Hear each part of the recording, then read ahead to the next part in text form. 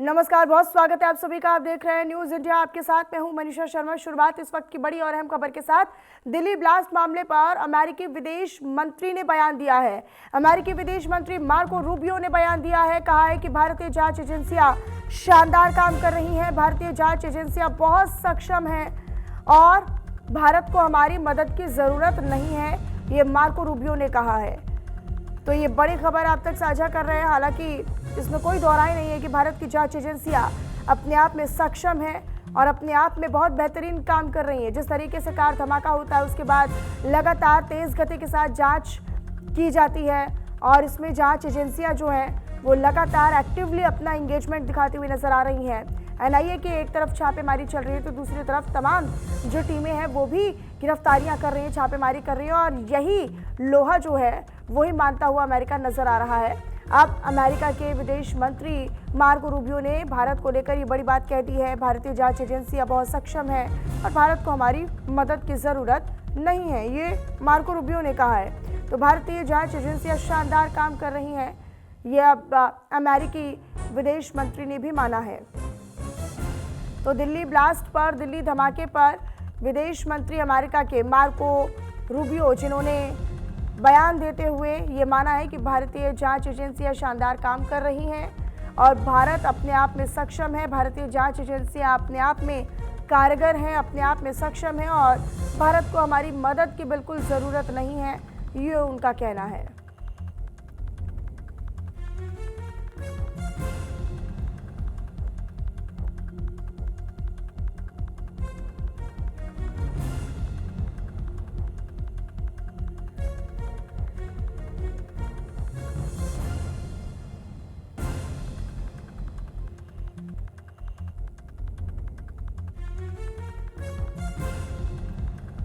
तो भारतीय जांच एजेंसियों को लेकर ये बड़ी बात अमेरिका अब कहता हुआ नजर आया। अमेरिका में विदेश मंत्री मार्को रूबियो ने बड़ी बात कही है। उन्होंने बयान दिया है कि भारतीय जांच एजेंसियां खुद में ही सक्षम हैं, खुद में ही कैपेबल हैं और इतनी कारगर हैं और वाकई में वो शानदार काम कर रही हैं। इस तरह की बात विदेश मंत्री अमेरिका के मार्को रूबियो कहते हुए नजर आए।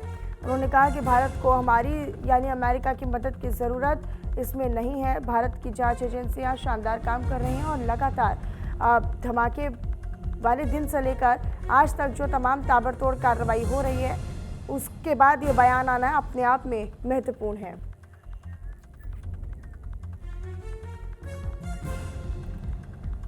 अगली खबर का रुख कर लेते हैं। अब आपको बताएं जहां एनआईए ताबड़तोड़ छापेमारी कर रही है। 5 राज्यों में ताबड़तोड़ छापेमारी एनआईए की देखी गई है। 5 राज्यों में 10 जगहों पर एनआईए ने छापेमारी की है। कौन कौन से हैं वो राज्य, वो भी जान लीजिए। पूर्वोत्तर के 2 राज्य हैं, त्रिपुरा और मेघालय। हरियाणा, बंगाल और गुजरात भी जिसमें शामिल है और एनआईए की छापेमारी यहाँ पर भी हो रही है। तो गुजरात, बंगाल, हरियाणा, त्रिपुरा, मेघालय में रेड हुई है। गुजरात अल-कायदा आतंकी साजिश मामले में छापेमारी की गई है। तो बांग्लादेशी घुसपैठियों से जुड़े हुए नेटवर्क पर भी एक्शन लिया गया है और घुसपैठियों को अब किस तरीके से उन पर निगरानी रखी जा रही है। घुसपैठिए एक बहुत बड़ा फैक्टर है। जिस तरीके से हमने धमाका देखा, घुसपैठियों का संरक्षण, घुसपैठियों का आना, घुसपैठियों पर कोई कार्रवाई ना होना, ये एक बहुत बड़ा कारण रहा, एक बहुत बड़ी वजह रही। तो बांग्लादेशी घुसपैठियों से जुड़े हुए नेटवर्क पर भी अब एक्शन लिया जा रहा है। जो मददगार हैं, जो इस तरह की गतिविधियों में संलिप्त है या फिर जो फर्जी कागज़ों के आधार पर या फर्जी डॉक्यूमेंटेशन के आधार पर भारत में किसी न किसी वजह से रह रहे हैं, उन पर भी अब लगातार चुन चुनकर कार्रवाई जो है वो की जा रही है। तो इस वक्त की ये बड़ी खबर आप जान लीजिए, जहां घुसपैठियों से जुड़े हुए नेटवर्क पर एक्शन लिया गया है और घुसपैठिए वाले जो राज्य है, खासतौर पर पूर्वोत्तर, वहां पर भी एक्शन लिया गया है।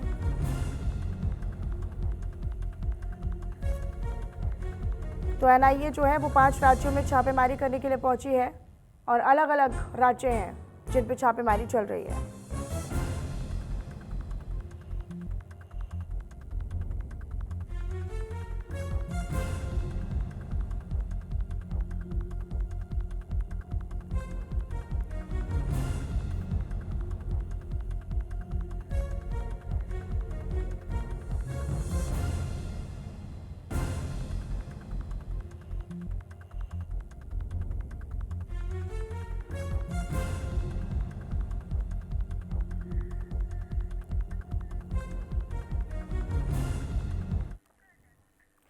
और इसी से जुड़ा हुआ एक और अपडेट है, वो भी जान लीजिए। दरअसल दिल्ली ब्लास्ट मामले में बड़ा खुलासा हुआ है। कार में हुए विस्फोट में उमर भी मारा गया है। धमाके वाली कार में मौजूद था उमर, जो मारा गया है, जिसकी पुष्टि हो गई है। सुरक्षा एजेंसियों ने डीएनए टेस्ट करवाया था और डीएनए टेस्ट कराने के बाद ये साफ हुआ है कि उमर अब मर चुका है और उमर भी उसी धमाके में कार वाली जगह पर मौजूद था, कार में मौजूद था। 10 नवंबर को उमर ने कार ब्लास्ट किया था लाल किले के पास गेट नंबर 1 पर, मेट्रो स्टेशन के गेट नंबर 1 पर। यह अचानक से ट्रैफिक के बीच खड़ी हुई एक i20 गाड़ी में ब्लास्ट हो जाता है, जिसके बाद से लगातार जो अब सवाल है वो उठने लगे हैं और कड़ियाँ दर कड़ियाँ जो हैं वो एक दूसरे से जुड़ती हुई नजर आ रही हैं। फरीदाबाद, इसके बाद बदरपुर बॉर्डर, और ये भी कहा जा रहा है कि उमर अपनी इसी गाड़ी को लेकर 10 नवंबर को ही पहले सीपी भी गया था, कनॉट प्लेस, जहां पर लोगों की अच्छी खासी भीड़ होती है। इसके बाद ये मयूर विहार इलाके में भी इसकी गाड़ी गई थी। तो ये गाड़ी को लेकर फरीदाबाद, फिर बदरपुर बॉर्डर, उसके बाद भी कई जगहों पर करीब ये खड़ी रही। 3 घंटे तो पार्किंग में गाड़ी खड़ी रही और अचानक से फिर रेड लाइट वाली जगह पर विस्फोट हो जाता है, धमाका हो जाता है।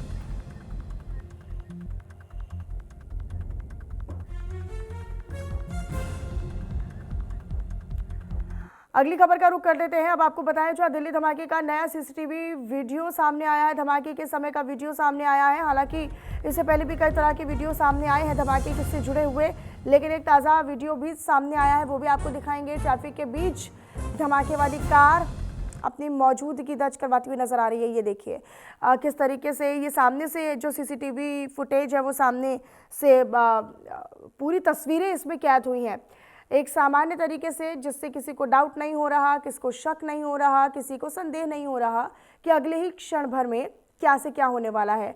यहाँ पर ये जो आप देख रहे हैं परखच्चे उड़ते हैं गाड़ियों के, और यहाँ पर जो मानवीय अवशेष है, लोगों के अवशेष हैं, वो भी तितर बितर जाते हुए नजर आ रहे हैं। पीछे डीटीसी की बस, आपको दिल्ली की बस नजर आ रही है, जिसमें काफ़ी लोगों की मौजूदगी बस में रहती है। और आसपास जो खड़े हुए ऑटो है, एक टेम्पो आपको नज़र आ रहा है, जो रिक्शा चालक हैं वो भी आपको नज़र आ रहे हैं। लेकिन अचानक से धमाका इतना भयानक था, इतना भीषण था कि फिर लोग जो है वो कुछ भागते दौड़ते हुए नज़र आए और कुछ इसी की चपेट में आ गए। तो कई लोगों की जानें गई हैं, लेकिन एक एक कर अब जो तस्वीरें हैं वो रोंगटे खड़े कर देने वाली तस्वीरें हैं, हैरान कर देने वाली तस्वीरें हैं कि किसी को शक ना हो, किसी को डाउट ना हो, किसी को कोई संदेह पैदा ना हो, सवाल मन में ना हो। तो इस तरह की कोई संदिग्ध गतिविधि भी करता हुआ उमर जो है वो अपनी कार में नज़र नहीं आया। ट्रैफिक पर रुकी हुई है कार और ट्रैफिक में बाकी गाड़ियाँ भी आसपास मौजूद हैं, उन्हीं के बीच में ये कार रुकी हुई है और अचानक से धमाका हो जाता है। i20 गाड़ी हरियाणा नंबर प्लेट की, जो कि बहुत चर्चा में रही। इसको लेकर तारीख की पहले तस्वीर सामने आई और उसके बाद से जब सीसीटीवी फुटेज देखा गया तो उमर, जो कि मास्क मैन भी कहा जा रहा था, वो इसका चालक बताया गया। वायु प्रदूषण की बात कर लेते हैं, क्योंकि दिल्ली में वायु प्रदूषण अब गंभीर स्तर पर जा पहुंचा है। दरअसल दिल्ली के कई इलाकों में AQI 600 की भी पार पहुंच गया है। आनंद विहार में 680 दर्ज किया गया AQI और आनंद पर्वत इलाके में 626 AQI दर्ज किया गया है। इसके अलावा इससे ज़्यादा अशोक विहार में दर्ज हुआ है 649। अलकनंदा में सबसे ज़्यादा 716 AQI दर्ज किया गया है। चाणक्यपुरी में 596, सिविल लाइंस में 696 AQI दर्ज किया गया है। तो ये आप देख सकते हैं कि AQI लेवल जो है वो लगातार बढ़ता जा रहा है। वायु प्रदूषण जो है वो लगातार लोगों के लिए एक बड़ी मुसीबत बनता जा रहा है और मुसीबत का सबब भी बनता जा रहा है। और ख़ास तौर पर सुबह के समय पर भी जो लोग अपने घरों से दफ्तर के लिए निकलते हैं और शाम में जब वापस अपने दफ्तरों से कामकाज करके वापस घरों की तरफ लौट रहे होते हैं, तो इन दो समय पर पीक आवर्स में, वर्किंग आवर्स पे, ऑफिस आवर्स में जो प्रदूषण की मार है वो लोगों को झेलनी पड़ रही है। और ख़ासतौर पर जब सुबह सवेरे लोग ये चाहते हैं कि वो फ्रेश एयर ले, ताज़ा हवा ले, क्योंकि एक्सपर्ट्स और डॉक्टर भी यही कहते हैं कि आप सुबह उठेंगे तो फिर आप ताज़ी हवा लीजिए, वो आपके स्वास्थ्य के लिए भी अच्छी होती है और आपके भविष्य के लिए भी। लेकिन अब लोगों को एडवाइस दी जा रही है, अब लोगों को ये सलाह दी जा रही है कि वो इस प्रदूषण के स्तर पर कम से कम अपने घरों में ही रहें।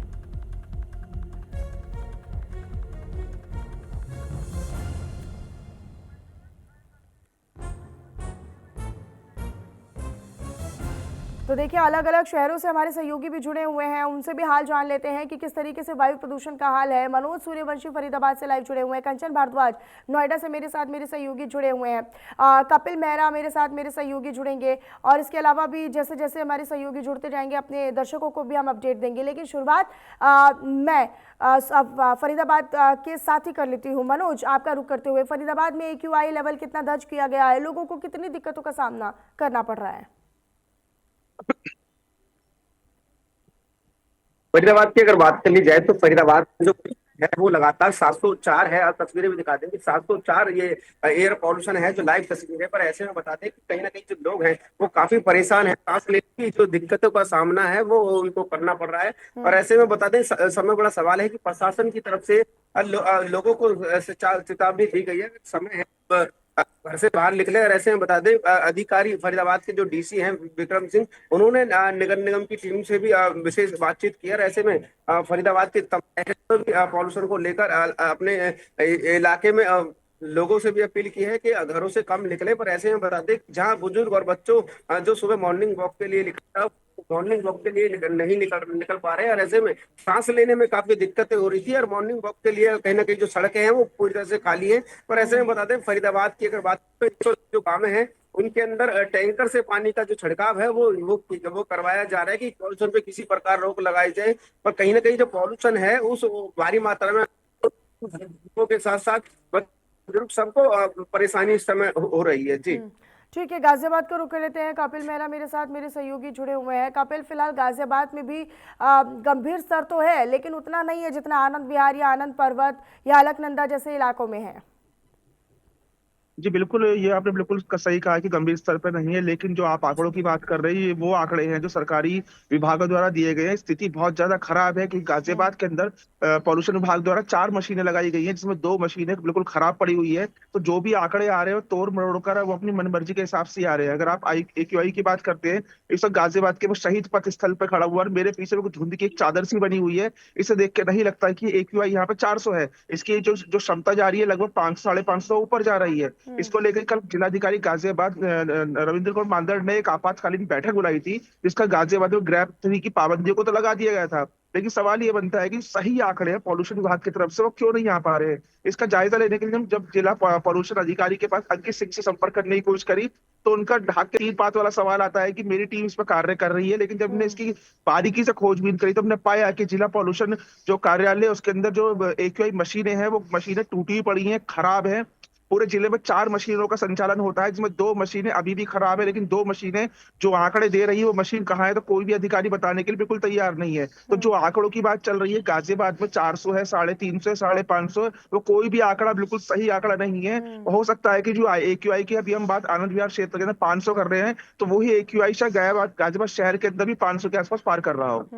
ठीक है, एक बार फिर से मैं मनोज का रुख कर लेती हूँ। मनोज, जैसा कि मेरे सहयोगी बता रहे हैं कपिल कि यहाँ पर गाजियाबाद में जो AQI दर्ज करने वाली या फिर प्रदूषण को मापने वाली मशीनें हैं उनमें कहीं ना कहीं लापरवाही बरती जा रही है, कि यहाँ पर भी कुछ इस तरह की परिस्थिति है? देखो, देखने वाली बात होगी कि ये इस तरह की जो पहले भी जो तस्वीरें हैं वो वायरल हुई थी, जहाँ पर एयर सेंटर होता है वही जिससे कि एक पॉलिसी जाए। पर ऐसे ही बता दें कि फरीदाबाद की अगर बात कर ली जाए तो फरीदाबाद में एयर पॉल्यूशन इस समय लाइव जो नजर आ रहा है। ऐसे में बता दें, फरीदाबाद प्रशासन की तरफ से लोगों को चेतावनी दी गई है। साथ ही जो तमाम जो अधिकारी हैं उनकी लगाया जा सके, जिसको लेकर फरीदाबाद में अधिकारियां हैं जो फॉगिंग कर रही हैं, जो पॉल्यूशन की जो जद्दोजहद नजर आ रही है, जहाँ पर पेड़ों को जा रहा है। और ऐसे में बता दें कि 140 गांव हैं, उनके अंदर भी पानी के टैंकर लगाए गए हैं सड़कों से।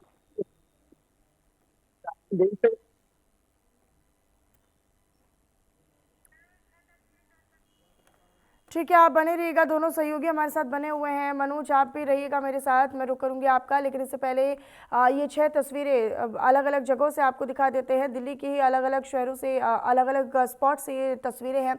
इंडिया गेट से पहली तस्वीर आप देखिए, उसके अलावा अक्षरधाम से आप तस्वीर देख रहे हैं, एम्स से आप तस्वीर देख रहे हैं, और यहाँ पर आप लोधी रोड से तस्वीर, आनंद विहार और फिर ITO के इलाके से तस्वीर देख रहे हैं। और यहाँ पर एक कॉमन चीज़ यही है कि यहाँ पर जो एक प्रदूषण की सफ़ेद चादर है वो आपको नज़र आएगी। हालांकि एम्स की जब हम बात करें तो एम्स में उतनी ज़्यादा जो स्थिति है वो चिंताजनक नज़र नहीं आ रही है, लेकिन अक्षरधाम या इंडिया गेट या लोधी रोड, आनंद विहार जैसे वो तमाम इलाके हैं जहाँ पर जो स्थिति है वो ज़्यादा गंभीर नज़र आ रही है। कंचन मेरे साथ, मेरे सहयोगी नोएडा से जुड़े हुए हैं। कंचन, ज़रा नोएडा का हाल भी बताइएगा, प्रदूषण का स्तर कितना ज़्यादा गंभीर जा पहुँचा है यहाँ? देखिए जो मैं इसे बताना चाहूंगा, अगर दिल्ली एनसीआर की हम बात करें तो दिल्ली एनसीआर की जो हालत है अभी बहुत ज्यादा खराब है, क्योंकि जो एयर क्वालिटी इंडेक्स है कहीं ना कहीं 400 के आसपास अभी भी है। जिस तरीके से लगातार नोएडा प्राधिकरण दावी करती है कि जो एयर क्वालिटी इंडेक्स है उसको कम करने के लिए उन्होंने कई जगह फॉगिंग मशीन भी लगाई है, लेकिन बावजूद इसके कुछ चीजें ऐसी हैं कि जिस तरीके से ग्रेड पे लागू हुआ है तो उसमें कुछ जो साइट्स हैं, जो नोएडा प्राधिकरण की साइट है, जो कंस्ट्रक्शन साइट चल रही है, अभी तक उन पर रोक नहीं लगी है। साथ ही अगर बात की जाए वाहनों की, तो जैसे दिल्ली में कहा गया था कि दिल्ली में जो BS3 के वाहन है वो एंट्री नहीं करेंगे, तो कहीं ना कहीं जो बॉर्डर है, चिल्ला बॉर्डर की अगर हम बात करें या फिर हरिदर्शन की बात करें, तो यहाँ पर कई ऐसे बॉर्डर है जो केवल जब जब ये लागू होता है नियम, तो कहीं ना कहीं उसी बात जो है कुछ देर के लिए वो चेकिंग दिखाई देती है, लेकिन उसके बाद में वहाँ कोई ध्यान नहीं दिया जाता है। अगर हम बात करें पूरे नोएडा की, तो पूरे नोएडा में कभी भी कम से कम कुछ भी नहीं है, कम से कम 1000 साइड ऐसी चल रही है जो कि बंद करा दी गई सरकार की तरफ से, लेकिन उसके बावजूद भी वहाँ धड़ल्ले से काम चल रहा है। साथ ही मिट्टी इधर से उधर हो रही है, डंपर घूम रहे हैं सड़कों पर, तो कहीं ना कहीं ये प्राधिकरण की अनदेखी है, जिसके कारण आज जो लोग हैं यहाँ पर दिल्ली शहर में सांस लेने में उनको मुश्किल का सामना करना पड़ रहा है। हमने वहीं जो डॉक्टर हैं उनसे बातचीत की, डॉक्टर कह रहा है कि ऐसे में अपने आप को सुरक्षित रखें, साथ ही घर से बाहर न निकलें।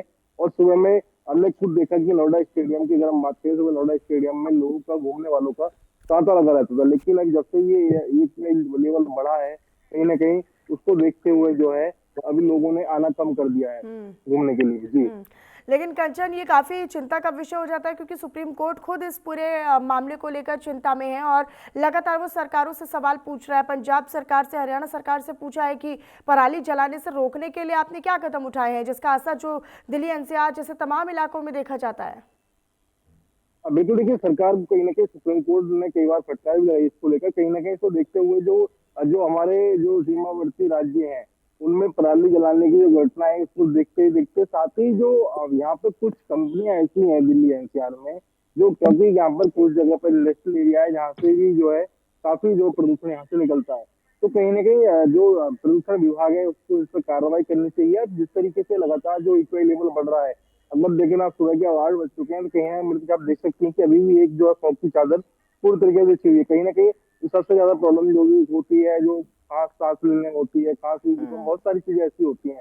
साथ ही इसमें एक बात बताना चाहूंगा कि जिस तरीके से अभी BS3 लागू हुआ, सॉरी ग्रेड 3 लागू हुआ है, उसको देखते हुए दिल्ली हमारे नोएडा की बात करूँ तो 2 लाख से ज्यादा वाहन ऐसे हैं जो अभी अगर वो रोड पर अगर आ जाए तो कहीं ना कहीं प्रदूषण ग्राफ और ज्यादा बढ़ेगा। तो उसको देखते हुए कहीं ना कहीं जो जिला प्रशासन है उसको, हालांकि सबके अपने अपने प्रयास हैं, अपने अपने दावे वादे भी हैं, लेकिन इसका असर जो है वो ज़मीनी स्तर पर कितना नज़र आता है, लोगों को कितनी राहत मिलती है, इसके बाद ही ये बड़ा फैक्टर साबित होता है। बहुत शुक्रिया कंचन आपका। कपिल मेरे साथ, मेरे सहयोगी जुड़े, मनोज मेरे साथ, मेरे सहयोगी जुड़े, आप तीनों का बहुत शुक्रिया। डॉक्टर VN त्रिपाठी जी चिकित्सक है, फिजिशियन है, वो हमारे साथ जुड़ गए हैं। डॉक्टर VN त्रिपाठी जी, बहुत स्वागत है आपका न्यूज़ इंडिया के इस मंच पर। लेकिन जो प्रदूषण की मार है वो लोगों को झेलनी पड़ रही है, तमाम दावेवादे किए जाते, कहा जाता है कि क्लाउड सीडिंग करवा देंगे दिल्ली में, हम आर्टिफिशियल रेन करवा देंगे, कृत्रिम बारिश करवा देंगे, लेकिन कहीं कोई उपाय होता हुआ नजर नहीं आया। सुप्रीम कोर्ट खुद नाराज है अब। जी बिल्कुल, डॉली जी आप बिल्कुल सही कह रही हैं कि एक ये विषम परिस्थितियां हैं हमारे सामने डॉक्टर VN और त्रिपाठी सभी के जी, लिए। डॉक्टर VN त्रिपाठी जी, मैं स्टूडियो से मनीषा हूँ। हाँ, क्या एम आई ऑडिबल, आवाज आ रही है मेरी? हाँ जी, आवाज आ रही है। मेरा नाम मनीषा है सर। हाँ जी, तो ये वही मैं कह रहा हूँ, विषम परिस्थिति है। हम लोग एक प्रदूषण के, वायु प्रदूषण के मकड़ जाल कहते हैं हम लोग, कि हम फंसते जा रहे हैं। माननीय सर्वोच्च न्यायालय से लेकर के स्थानीय सरकार, सबके प्रयास के बावजूद भी आम पब्लिक हमारी बहुत दहशत में है और ऐसे समझिए कि रोज दर्जनों सिगरेट के बराबर, 1 दर्जन सिगरेट के बराबर प्रदूषण हमारे फेफड़ों में जा रहा है। आप समझ सकते हैं कि फेफड़े काले हो रहे हैं, अंदर लोगों की सांस लेने की क्षमता कम हो रही है, ब्रेथ होल्डिंग कम हो रही है, अस्थमा के मरीज बेहाल हैं, और छोटे बच्चों को निमोनिया, अपने दर्शकों को बता दूं, 5 साल से छोटे बच्चों को निमोनिया बहुत हो रहा है, अस्थमा हो रहा है, सीओपीडी हो रही है, इसके अलावा हार्ट अटैक। जब फेफड़े कमजोर होंगे, फेफड़े को प्रॉपर ऑक्सीजन नहीं मिलेगी, प्रदूषण होगा, तो मैडम लोगों को हार्ट अटैक हो रहे हैं, ब्रेन स्ट्रोक हो रहे हैं, पेट की बीमारियां हो रही हैं, और खासकर जो छोटे बच्चे हैं, सीनियर सिटीजन हैं, जैसे कि 50-60 साल से ऊपर, या किसी बीमारी से पीड़ित हैं, जैसे कि किसी को अस्थमा है, सीओपीडी है, ब्रोंकाइटिस है, या हार्ट की डिजीज है, डायबिटीज है, लेकिन ऐसे लेकिन लोगों फिर को बॉडी बहुत डिटॉक्स करने के लिए इंसान क्या करे, लोग क्या करे? मैडम इसके लिए जो हम एक तो है, हम लोग व्यक्तिगत स्तर पे हम क्या कर सकते हैं, समाज क्या कर सकता है, सरकार क्या कर सकती है, और माननीय उच्च न्यायालय क्या कर सकता है। नंबर 1 हमारा ये है कि सुबह के वक्त हम लोग, जब प्रदूषण बहुत होता है शाम को, तो सड़क पे निकले नहीं। खासकर ऐसे लोग जो अस्थमा है, छोटे बच्चे हैं, गर्भवती माताएं हैं, खिड़की दरवाजे बंद करके रखें, घरों में गमलों में पेड़ पेड़ रखें। तीसरा, एयर प्योरीफायर आते हैं मैडम, आजकल देखिए सस्ते हो गए हैं, एयर प्योरीफाइड करके आते हैं, उनका यूज करें। और प्रदूषण के वक्त जब बहुत ज्यादा होता है, जैसे शाम या दोपहर आफ्टरनून में, उस समय खासकर ऐसे लोग जिनको ज्यादा खतरा है, वो सड़क पे ना निकलें जितना हो सके। और इसके बाद जो पब्लिक क्या करे, जो पराली की समस्या है, व्हीकल इतनी बढ़ गई मैडम, तो व्हीकल को शेयर करें, एक आदमी एक व्हीकल पे चलता, वो 5 लोगों के साथ जाए। तीसरा, ऑड एंड इवन लागू कर सकते हैं, जैसा सरकार कर रही है। इसके अलावा कई एक मानक है मैडम अच्छा, जो ग्रैब हो 3 रहे भी हैं। लागू हो गया है, कई तरह के जो प्रतिबंध है वो भी लगा दिए गए हैं, लेकिन क्या इनका असर होगा प्रदूषण कम होने में, लगता है आपको? इनका असर होगा मैडम, लेकिन ये परमानेंट इलाज नहीं है। इसके अलावा जो इसकी जड़ में आप जाएं, हम हर व्यक्ति इसके लिए रिस्पॉन्सिबल है मैडम। पेड़ कटते जा रहे हैं, इसके बाद ये कूड़ा जो जलाने की घटनाएं हैं, सरकार से पाबंदी है, सजा का है प्रावधान, लेकिन मैं अभी मॉर्निंग वॉक करके आया हूँ मैडम, बता दूं, कानपुर की बहुत बड़ा मोती झील एरिया है, वहां वॉक करने गया, थोड़ी देर बाद हमने देखा बड़ी दूर से धुआं उठ तो रहा था। सर, आज की और तारीख में आप तो भाग्यशाली हैं कि आपको मॉर्निंग वॉक करने जैसा वातावरण भी मिल रहा है, वरना दिल्ली एनसीआर वाले तो तरस रहे हैं, वो तो घरों में कैद होने के लिए मजबूर है। बहरहाल बहुत शुक्रिया त्रिपाठी जी आपका हमारे साथ जुड़ने के लिए और इस पर चर्चा करने के लिए। और इसी से आगे आपको बताएं, दिल्ली धमाके से जुड़ी हुई इस वक्त की बड़ी खबर है। दरअसल लाजपत राय मार्केट से बॉडी पार्ट मिला है, ये इस वक्त से जुड़ी हुई बड़ी खबर आप तक साझा कर रहे हैं। दिल्ली पुलिस मौके पर पहुंची है, फॉरेंसिक टीम भी मौके पर पहुंची है। लाजपत राय मार्केट से एक बॉडी पार्ट मिला है, दिल्ली पुलिस मौके पर पहुंची इसकी जांच करने के लिए। और ये तस्वीरें भी आपको दिखा रहे, देखिए, लाजपत राय मार्केट से एक बॉडी पार्ट, एक अंग मिलना, शरीर का एक अंग मिला है, लेकिन अब इसकी जांच की जा रही है। जांच करने के लिए जो फॉरेंसिक टीम है वो पहुंची हुई है मौके पर, और ये जो पूरा बॉडी पार्ट है उसको कलेक्ट किया जाएगा, फिर उसके बाद इसकी जांच होगी, तब ये साफ हो पाएगा कि क्या ये दिल्ली धमाके से जुड़ा हुआ ही यहाँ पर बॉडी पार्ट मिला है। क्योंकि ऐसी जानकारी, क्योंकि जब ये धमाका हुआ तो जो प्रत्यक्षदर्शियों ने और जो चश्मदीदों ने बताया कि बहुत दूर तक जो लोगों के अवशेष थे, जो अंग के अवशेष थे, लोगों के बॉडी पार्ट्स थे, वो इधर उधर गिर गए, लोगों की छतों पर गिर गए, लोगों की इमारतों पर गिर गए, लोगों के घरों तक आ गए, कहीं दुकान के पास आ गए। अब लाजपत राय मार्केट में भी एक बॉडी पार्ट मिला है, इसकी जांच अब होगी, तब ये साफ हो पाएगा कि क्या ये धमाके के कड़ी को और जोड़ता है या फिर किसी और वजह से ये बॉडी पार्ट जो है वो यहाँ पर मिला है। इसके कारण क्या है वो जांच के बाद ही पता चलेगा, लेकिन फिलहाल जांच के लिए जो फॉरेंसिक टीम है वो पहुंची हुई है। ये आपको ताज़ा तस्वीरें भी दिखा रहे हैं। लाजपत राय मार्केट में दिल्ली पुलिस जो है वो पहुंची हुई है फॉरेंसिक टीमों के साथ, और बाकायदा वीडियोग्राफी, फोटोग्राफी करके गहन जांच पड़ताल के साथ उस बॉडी पार्ट को कलेक्ट किया जा रहा है। एक्सक्लूसिव तस्वीर इस वक्त आप देख रहे हैं। और जहां से भी जैसे भी जानकारी मिल रही है वैसे ही फॉरेंसिक टीम और दिल्ली पुलिस वहां पर पहुंच रही है, क्योंकि इतना ज़ोरदार धमाका था लाल किले के पास कि वहां पर कई 100 मीटर दूर तक लोगों के जो बॉडी पार्ट्स हैं वो उनके परखच्चे उड़ गए, लोगों के परखच्चे उड़ गए, वाहनों के परखच्चे उड़ गए और फिर जो लोगों के बॉडी पार्ट्स थे वो इधर उधर फैल गए, इधर उधर गिर गए, जो कि वाकई में दुर्भाग्यपूर्ण है, बहुत दुखद है। लेकिन लाजपत राय मार्केट में भी ये जो बॉडी पार्ट मिला है, क्या ये उसी कड़ी को जोड़ता हुआ नजर आएगा, ये काफ़ी महत्वपूर्ण होगा जानना। लेकिन फॉरेंसिक टीमें जो लगातार जांच पड़ताल कर रही हैं, अलग अलग शहरों में छापेमारी कर रही हैं, देख रही हैं, ड्रोन के माध्यम से भी जो सबूत है उनको इकट्ठा करने का प्रयास किया जा रहा है। जहां पर टीमें नहीं पहुंच पा रही हैं वहां पर ड्रोन पहुंच रहा है, या फिर वहां पर कैमरे की नज़र से, ड्रोन की नज़र से जो एविडेंस है, जो सबूत और साक्ष्य है, उनको जुटाने का प्रयास किया जा रहा है। तो इसी क्रम में एक तरीके से ये जानकारी मिल रही है कि लाजपत राय मार्केट में एक बॉडी पार्ट मिला है। हालांकि ये जांच का विषय और ज़्यादा बढ़ गया है कि क्या ये दिल्ली धमाके की कड़ी को जोड़ता है। चलिए फिलहाल यहाँ पर रुक रहे एक छोटे से ब्रेक के लिए, खबरों का सिलसिला ब्रेक के उस पार भी जारी है।